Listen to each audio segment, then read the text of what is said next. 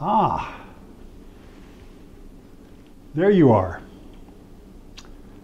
As Mother Teresa was fond of saying when she greeted volunteers from the world over who showed up at her doorstep at the mission she ran in Calcutta, India, "We have been expecting you." My name is Steve, but who I am is really not important.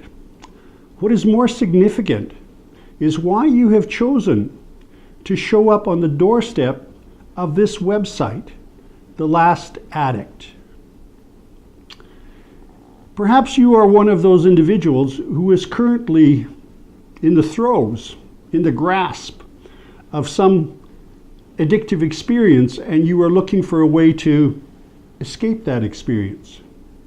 Or perhaps you're part of the collateral damage that an addictive experience often pulls into its sphere of influence, like some black hole in outer space. And you are now caught up in that chaos and are looking for solutions, looking for answers as to how you might extradite yourself from that. Either way, you have come to the right place.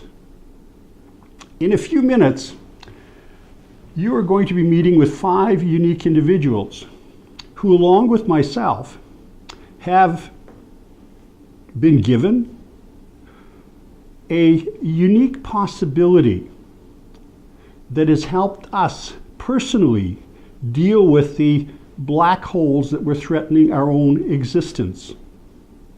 But before that happens, I want to bring your attention to some significant and rather extraordinary statements that were made by the authors of a book that many of you may be familiar with, the book Alcoholics Anonymous. Interestingly enough, all of these 4 statements are contained in a single page.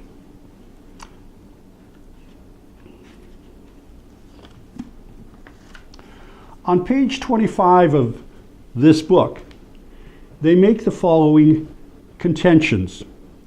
The first is that there is a solution. Now that's somewhat unique when you consider that today the view that is held of addiction is that it is some sort of incurable disease. Yet they said there was a solution to it. Their second statement is more of the Star Trek variety, in that they said, we have found much of heaven, and we have been rocketed into a 4th dimension of existence, of which we had not even dreamed. Imagine that, rocketed into a 4th dimension of existence. Unfortunately, there is no definitive spacecraft or way that is mentioned in the rest of the book that can also rocket you into that 4th dimension. The third statement takes us back to the spiritual realm, in that it says, the great fact is just this and nothing less, that we have had deep and effective spiritual experiences which have revolutionized our whole attitude toward life, toward our fellows, and toward God's universe. Once again, a powerful statement, a powerful contention, but without a definitive way, other than perhaps the community of Alcoholics Anonymous, to in fact find that effective and powerful spiritual experience, a connection to some higher power. And then the final statement.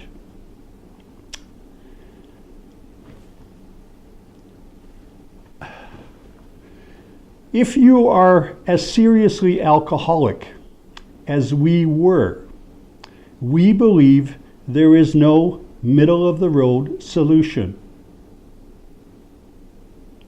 Now that's pretty cut and dry. However, what is the road? What particular road can you use to extradite yourself from some black hole, from some addictive experience? Now, what I want to tell you is that the six of us have no disagreement with any of these four statements. We also believe that there is a solution. We believe that that solution involves entering a different dimension of existence, a level of existence where addiction and many of the concurrent mental health disorders that accompany it cannot follow us. We also believe that that experience, the experience of that fourth dimension, can often feel as though it is spiritual in nature, as though we have in some way been able to communicate with a higher power. And finally, yes, we also agree that there is no middle-of-the-road solution, no matter how much you may look for it or think that it does exist. So what we want to do is we want to invite you to consider the possibility of looking at the step that we took, a single step that we took to come to the conclusion that all of these four statements are absolutely accurate. In some ways, you may consider this to be the missing step of the 12-step program of AA, the step that complements and makes all of the other steps successful in terms of helping individuals with their particular addictive experiences. So, if you are, as we were,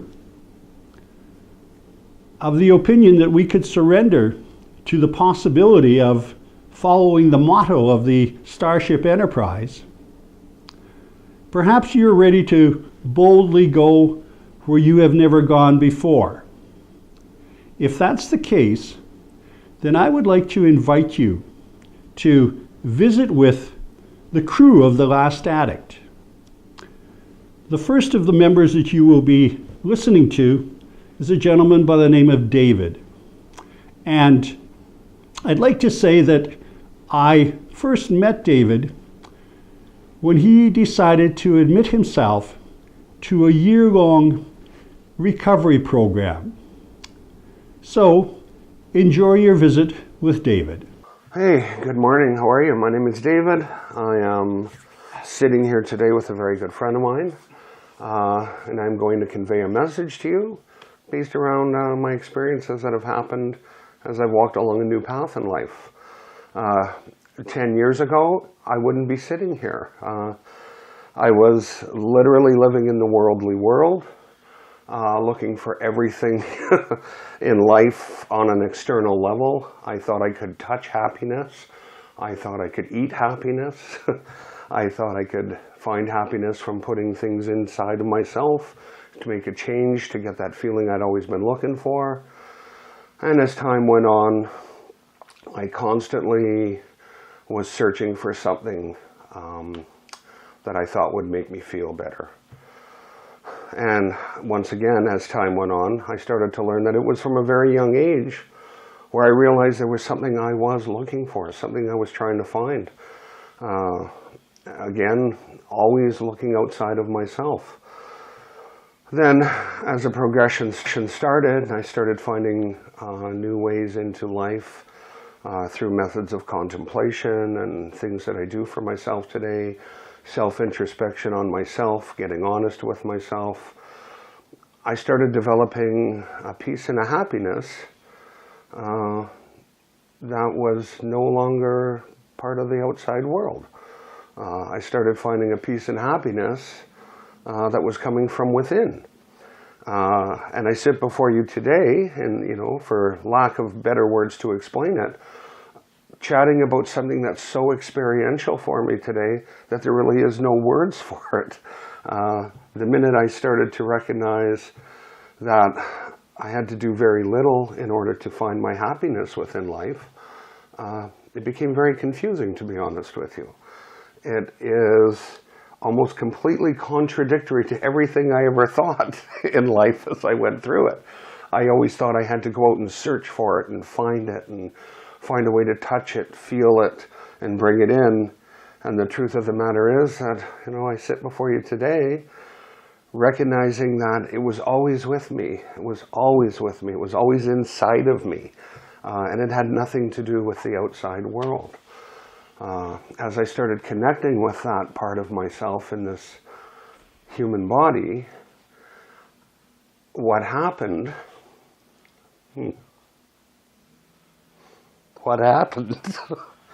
was absolute peace, joy, happiness, and contentment with self.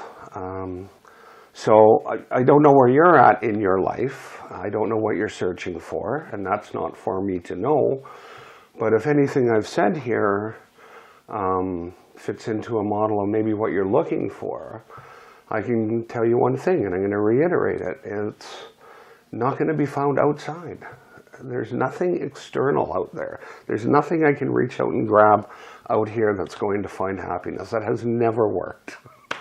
As I started going inside and started finding that peace within myself, I came to terms with new statements such as, happy is a choice. What do I want to make in the morning? Where do I want to go?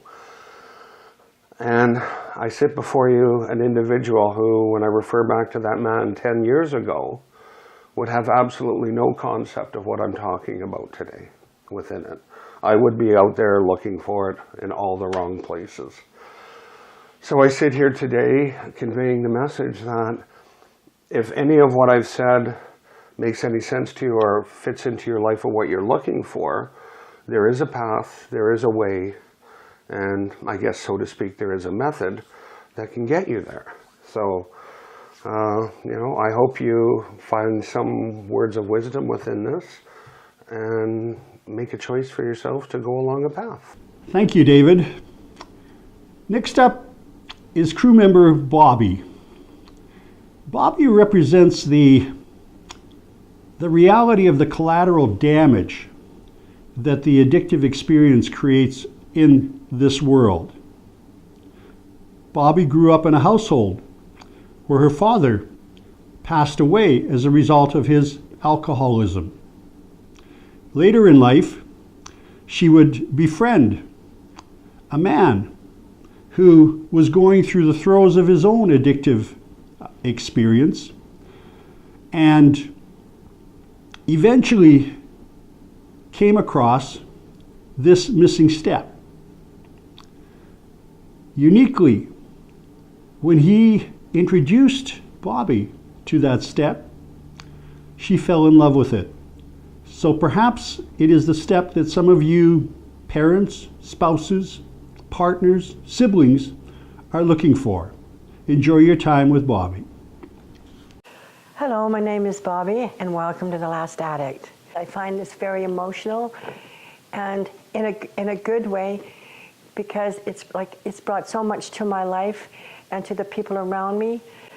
It's been a wonderful experience. I haven't been doing this for very long, but my life has changed, not only for myself, but the few people that I've been able to encourage and help through all of this.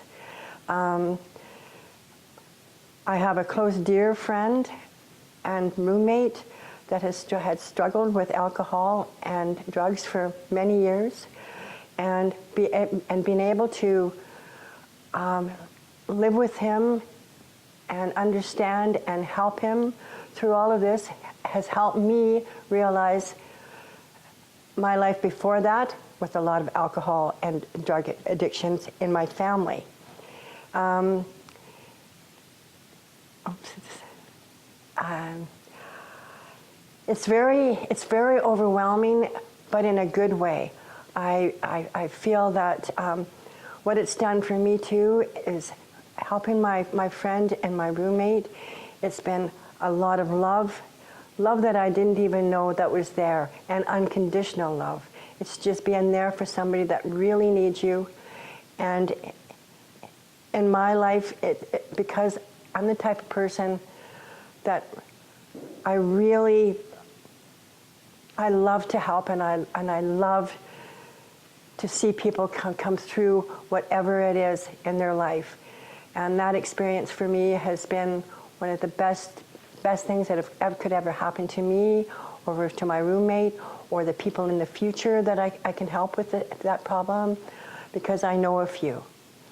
And just passing this information on to them in the last while, like at work, just knowing that I'll be doing this. I didn't go into detail, but I did tell them that, there is something there for you if you haven't been happy with, or you haven't felt that it's doing you any good. I guarantee that if you go this route, it will help you 150%, and your life will change.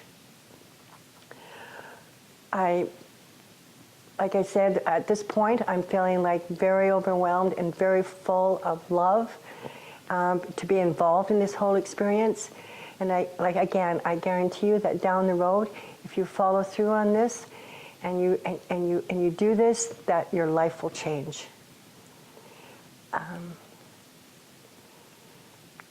Again, seeing my friend who I love dearly. We haven't been together for that many years, but in that time, he has introduced me to this, and for that, I am eternally grateful for him. Not only that, I've been able to help him, he's been able to help me experience the hue. Thank you, Bobby. Now I'd like you to say hello to Brett. We also first met when Brett decided to give a year-long recovery program a try. I guess in his case, Brett had been through the gamut of addictive experiences, and he was at the point where he was ready to listen to a new and different possibility. And although he originally toyed with this missing step, today it has become an integral part of his existence, of his daily experience. So enjoy your time with Brett. Well, hello there. My name is Brett, and I'd like to welcome you to The Last Addict. Many years of my life were spent searching in sometimes both healthy and unhealthy ways. Probably for a couple decades, that searching had come with ceremonies, drugs, alcohol, many different experiences along the way, having met many different people. But all of that was redundant, really, because there was just something inside of me that I was not comfortable with. And for years I blamed certain individuals or my upbringing or whatever, but at the end of the day, there was something missing. And so I continued to frantically search and try new things and try different things, and quite often just try the same old thing, but no matter what I did, or I couldn't run away from myself. And so in about 2013, while I was in a recovery center, I was introduced to this possibility of having my own ceremony, my own drug, you could say. And that came with just a simple word. Ever since I was introduced to that word, my life slowly changed for the better.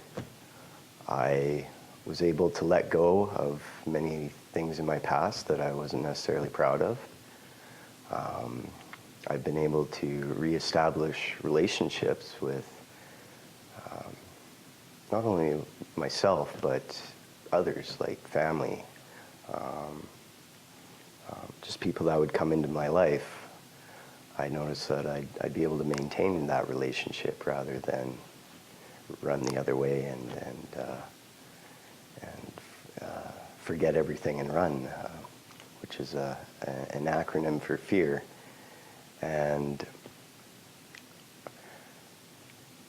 when letting go of the fear and stuff from my past, I was able to bring in a more love into my life. And I think that's what was attracting me to me, and possibly others to me as well, is slowly but surely I just started to notice changes and differences that I was making in my life. Probably a couple words that come to mind is a self-awareness and self-responsibility. I started to face everything and recover, which is an acronym for a healthy fear, rather than forget everything and run, which was my my usual routine. So, when I was introduced to this word, I began to sing it and work with it every day. In fact, that became my new addiction. And I truly believe that if one wants to change their life or recover from whatever it is they're suffering, they've got to replace it with something that they love. And for me, this is what I did. I was told to sing this word until it became a part of me. And that's what I did. In fact, I began to become so comfortable with this word that the outside kind of external world just became a little more irrelevant to me at times. And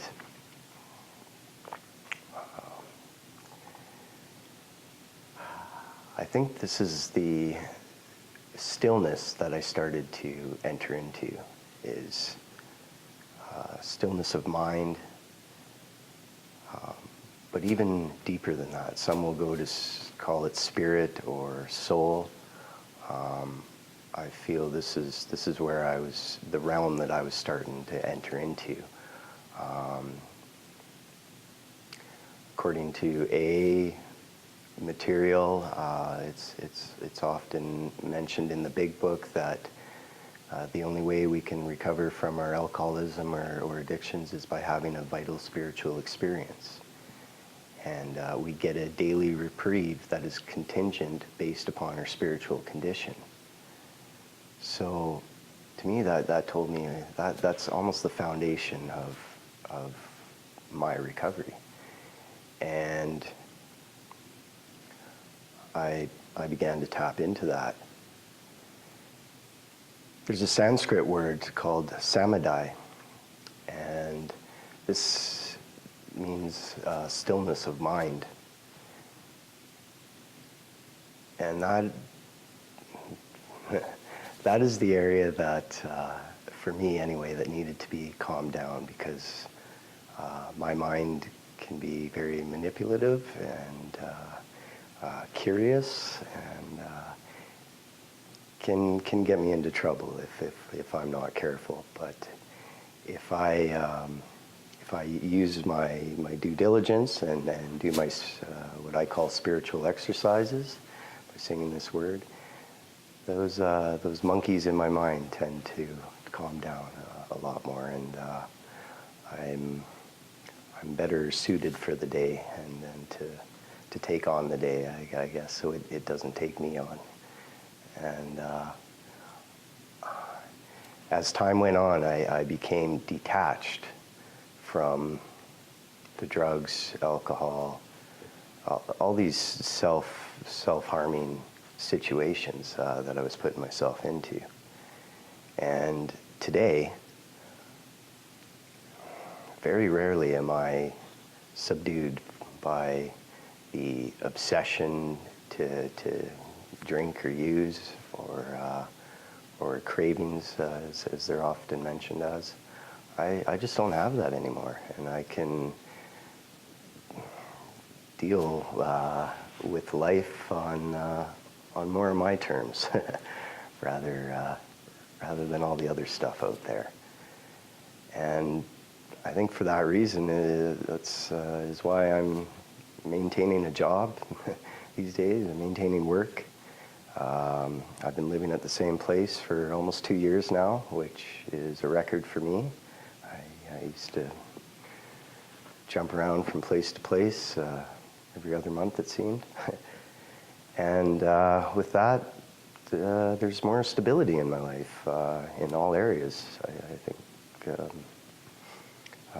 financially, physically, mentally, emotionally, spiritually, etc. So, 20 minutes in the morning, if I have time before work, I will sing it.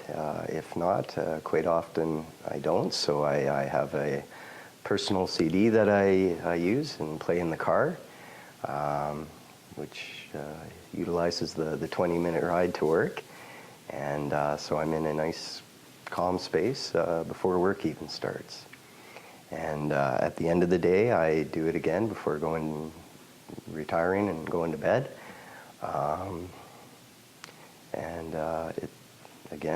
It's just 20 minutes to myself or sometimes with a friend. And I just make sure I do this on a daily basis, and I seem to get that reprieve that the AA Big Book was talking about. And I've been doing that for since about 2013. I was introduced to the word, so it's been actually about 5 years to this time. And I've had a few struggles along the way as far as maybe life on life's terms. I'm not saying this is going to be all smooth and rainbows and butterflies, but it does give one another way to approach life on life's terms and how to deal with myself and others in a more loving way. And I think that's the key, is I did not know how to deal with things in a loving way. The only thing I knew how was, well, to basically react out of fear.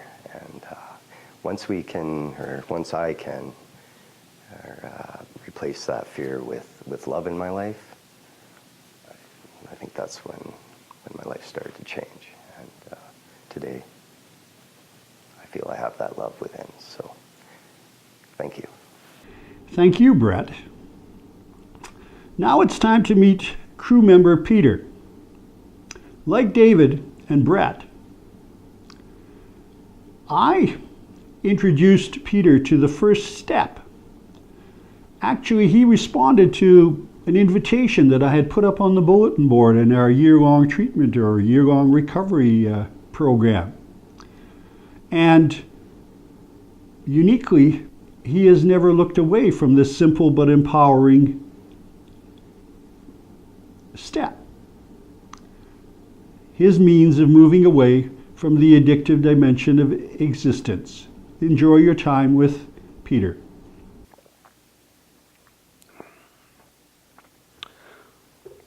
Hi, my name is Pete. I agreed to be part of this, the Last Addict. I guess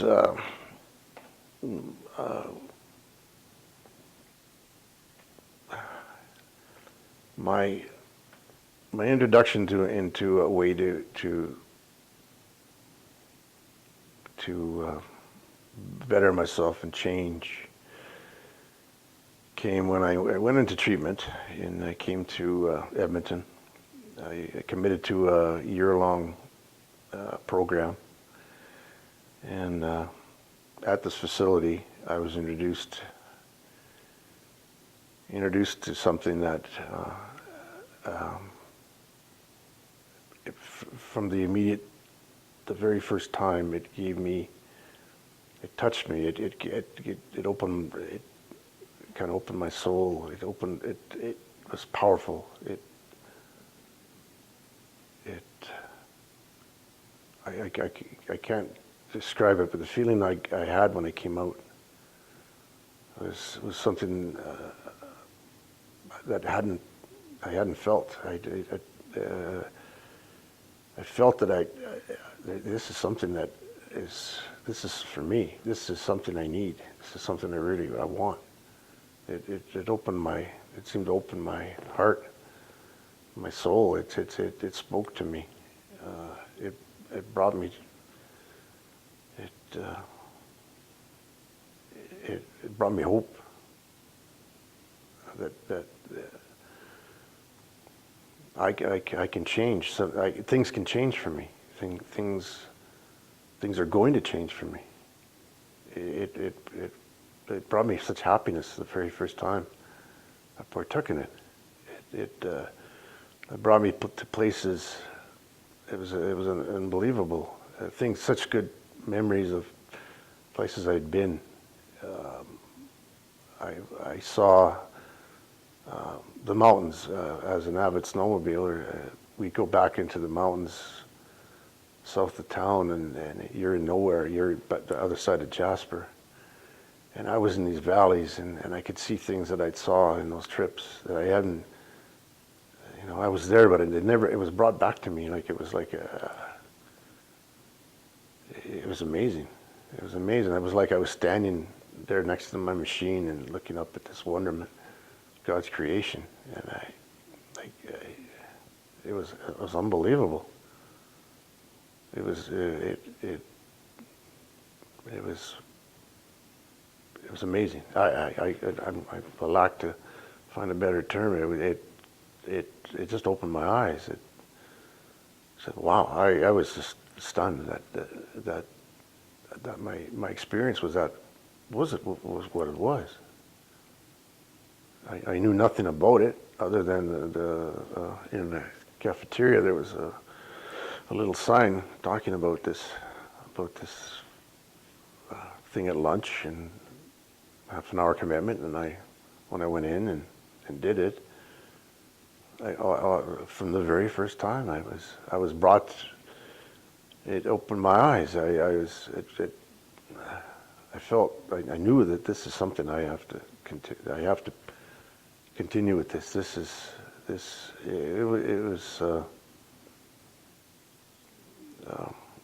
was amazing. It said, this is what I have to do.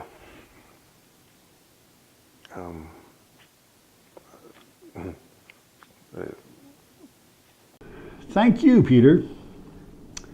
Now for the final member of the Last Addict crew. Her name is Kathy. Kathy and I met under different circumstances. We met at what could be called a spiritual event, where the missing step was actually the focus of attention of that evening. I would later learn that Kathy had been introduced to this possibility years before me, but the chaos of her life had all but buried it. It would be later in life, where the conditions were more favorable, that the missing step returned to her existence, and she now lives a life that can only be described as truly amazing. Hi, my name is Kathy, and welcome to The Last Addict. I'd like to talk a little bit about how much my life has changed, and especially in the last 10 years. I come from a lifetime of trauma and abuse. Lots of sexual abuse as a child, lots of domestic violence, family violence, neglect, abandonment, lack of love, a lot of painful, traumatic memories as a child.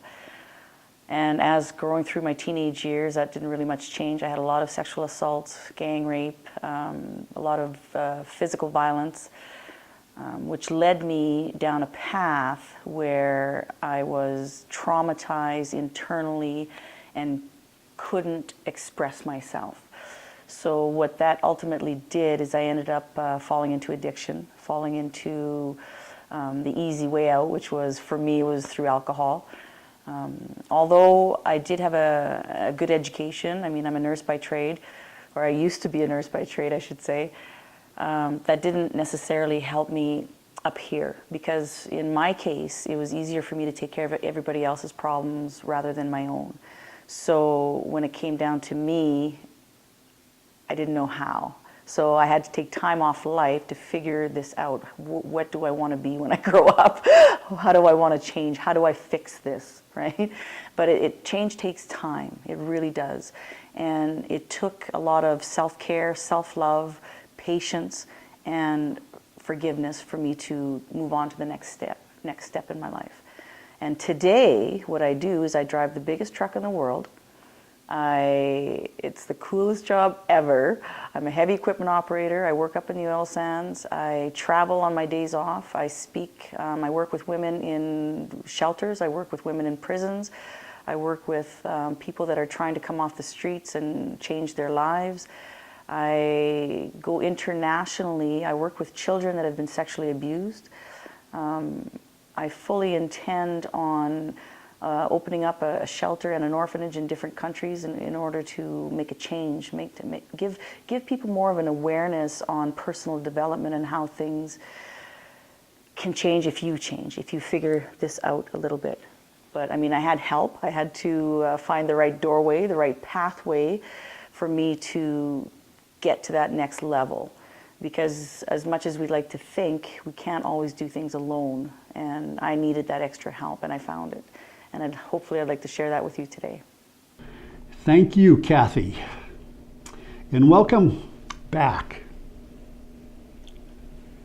It's time for you to make a decision.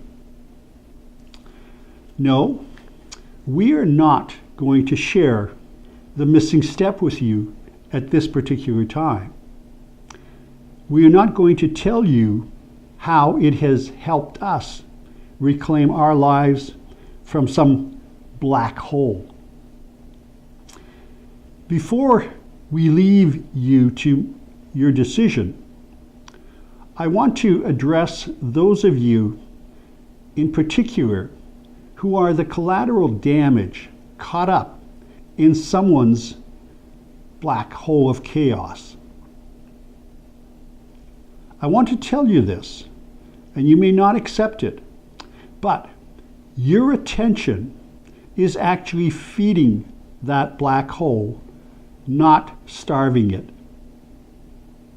A young man once came to Mother Teresa prior to his departure from her mission and looked into her eyes and asked a very important question of her.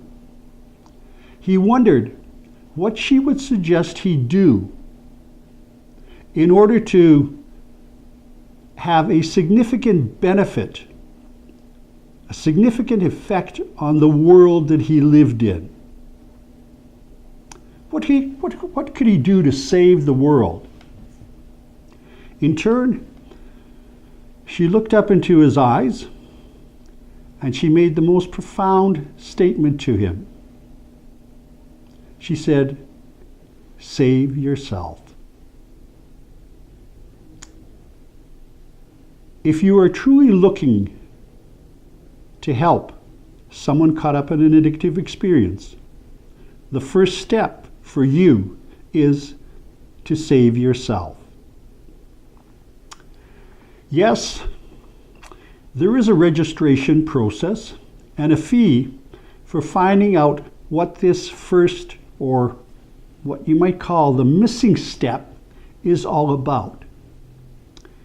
We are confident that neither will be a hindrance to your doing so. There is no cost to checking both out. Before I leave you, I would like to make a somewhat bold statement of my own. It is simply this: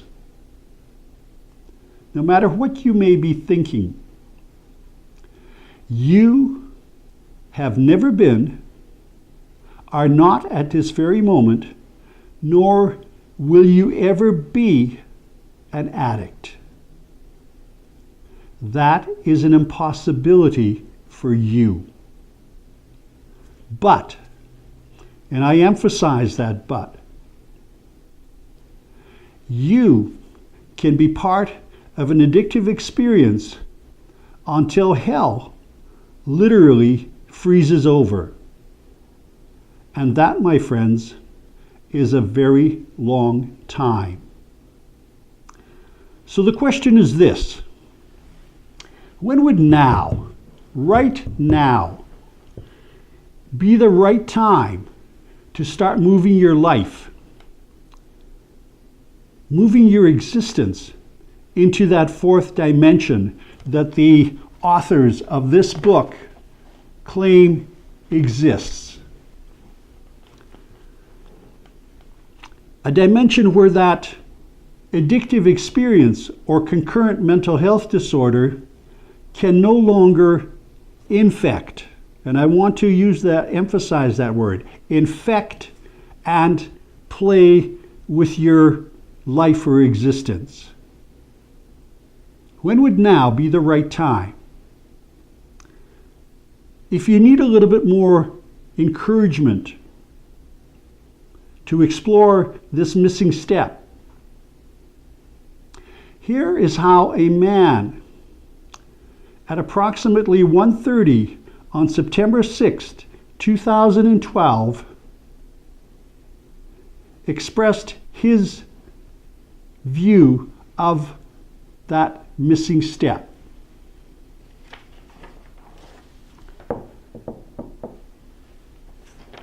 Every month is better than the last. I used to think it was a useless chore, that it had no fruit, no rewards. It doesn't get angry, doesn't hurt you, doesn't cost a penny. It just keeps on giving. It's like, what happened?